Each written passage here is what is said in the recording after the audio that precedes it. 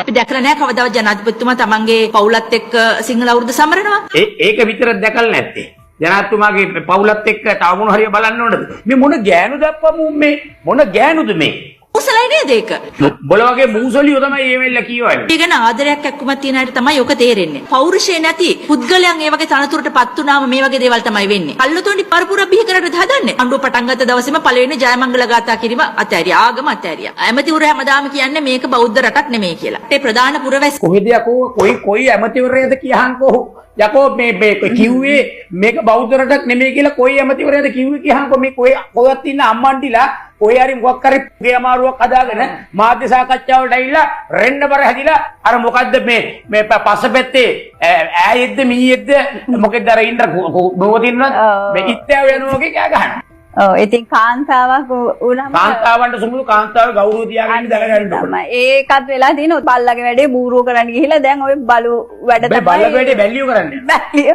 එහෙම එකක් තමයි ඉතින් වෙලා තියෙන්නේ. ඇත්තටම ඕක මේ ජනාධිපතිතුමාගේ පවුලේ දේවල් අපිට ඇත්තටම අදාළම නැහැ. ඉතින් ඒක එයාගේ පෞද්ගලික. පවුල කියන්නේ පෞද්ගලික. අපේ පවුලේ දේවල් මේගොල්ලන්ට අද ජනාධිපතිතුමා දාන්න. අදාළත් නැහැ. අපි අනිවාර්යයෙන්ම ඒක කවුරුත් දැන් මේ කතා කරන කෙනාගේ පවුල අපි බලනවා. දැන් අපිට ආසයි. දැන් මේගොල්ලෝ කියන ජනාධිපතිතුමාගේ පවුල එක්ක ඉන්න විදිය බලන්න ඕන.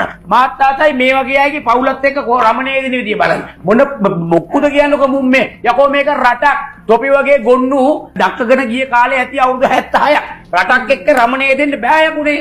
ඔව් ඒ කාලවලදී ওই වගේ දේවල් ගෙනාවේ සුදත් මේ රට මං හිතන්නේ සුදා හරියට මේ අනිත් දේවල් වෙන්නේ නැති කාලේනේ අනිත් දේවල් උනේ නැති කාලේ තමයි ඕ වගේ දේවල් පුම්බලා අපිට පෙන්වනවා මේක තමයි හරි දේ මේක තමයි විය යුත්තේ. නමුත් අර විය යුතු රාජකාරී කෝටියක් තියෙනවා වුනේ නැති. නමුත් මේ ආණ්ඩුවේ අපිට දැන් පේන්න තියෙන ඒ වුනේ නැති දේවල් වෙමින් පවතින බොහොම ලස්සනට අර අනවශ්‍ය දේවල් අනවශ්‍ය සැනකෙලි අනවශ්‍ය උත්සව අනවශ්‍ය දේවල් අපිට අවශ්‍ය නැති දේවල් පෙන්වන්නේ නැහැ. දැන් අපි නැකත් මේක